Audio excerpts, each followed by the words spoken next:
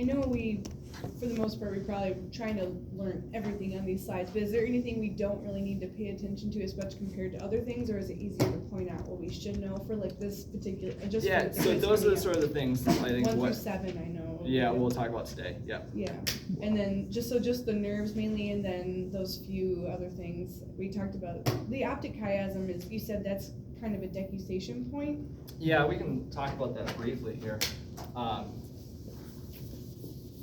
Just so it makes more sense at the moment. So if we have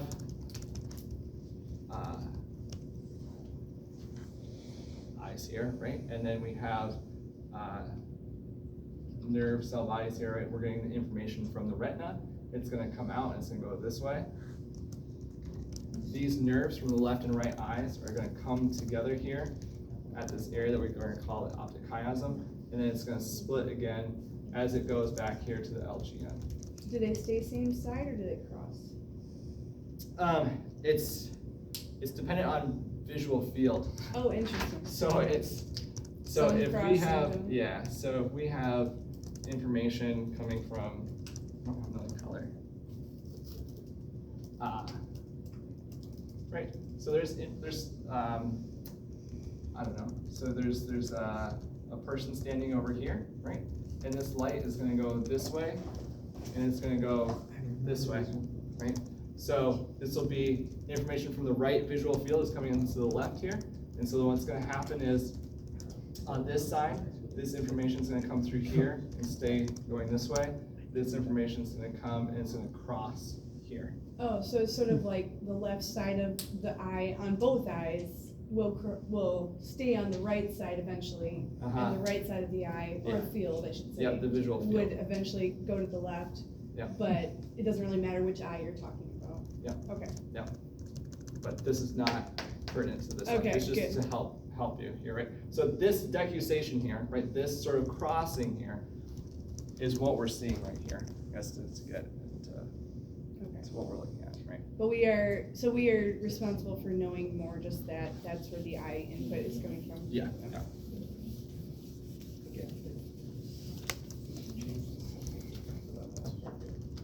Okay.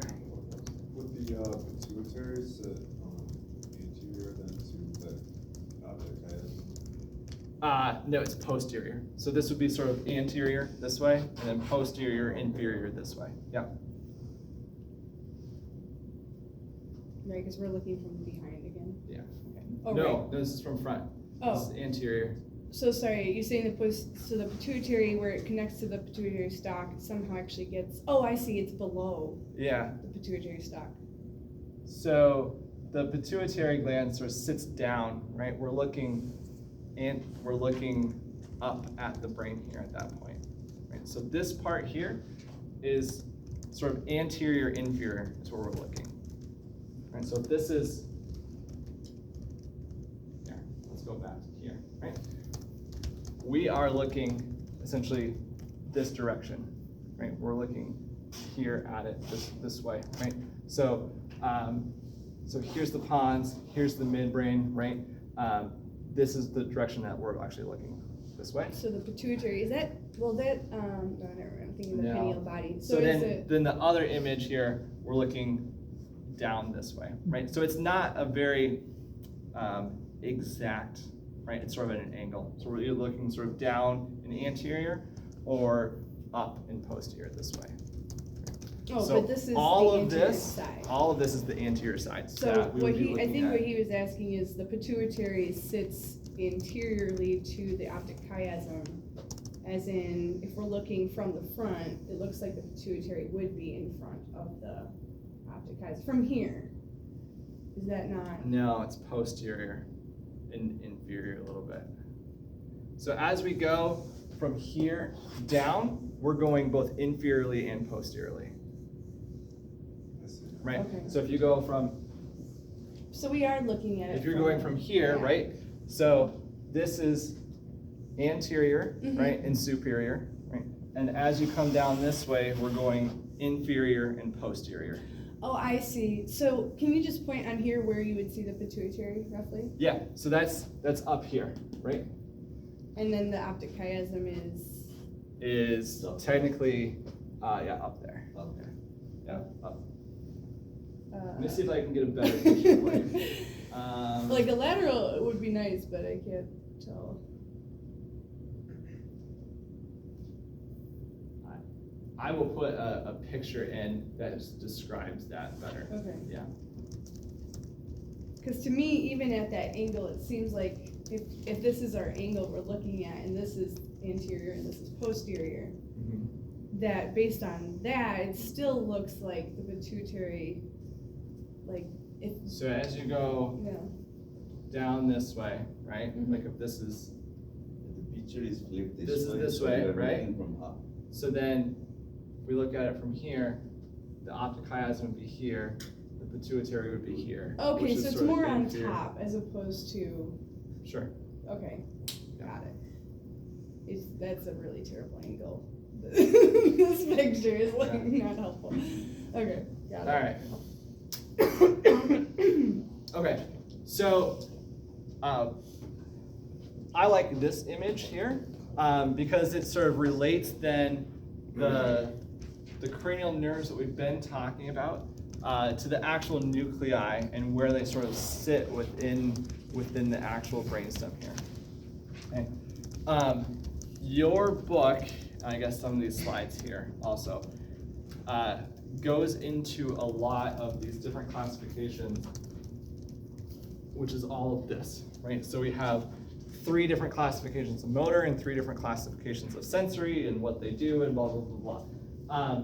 And so for the past couple of days, I've been trying to figure out how much specific information is useful here and how much of it is a waste of your time, right?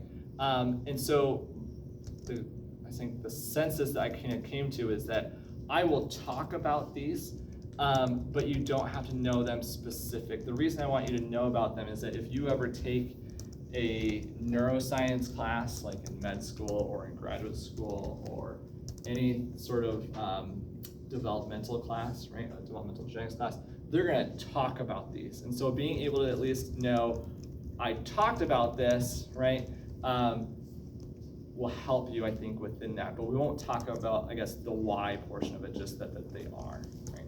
And so I'll go through it a bit here in that sort of way, if that makes sense.